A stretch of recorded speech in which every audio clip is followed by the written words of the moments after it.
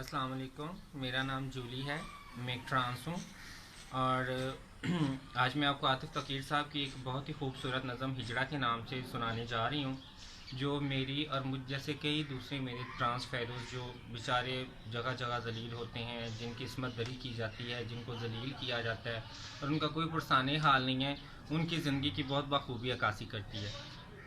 تو میں نظم سناتی ہوں۔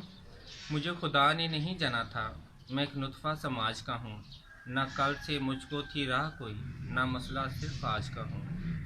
میری رگوں میں لہو نہیں ہے، وجود میرا ہے رائے گانی، میری حقیقت تھی ایک فسانہ، میرا فسانہ بھی ایک کہانی ہے۔ میرے اعصاب جیسے دھاگا، میں ایک پتلی میں ایک تماشا، میرے تو آنسو بھی کانچ کے ہیں، میری بناوٹ ہے بس خلاصہ۔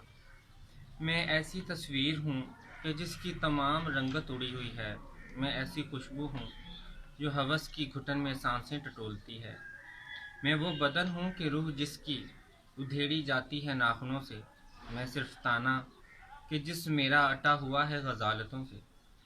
شعور دیدہ ورانگی میں تمام نظریں بدن زدہ ہیں، میری لباسی بھی بے لباسی، میرے گھروندے زہر کدہ ہیں۔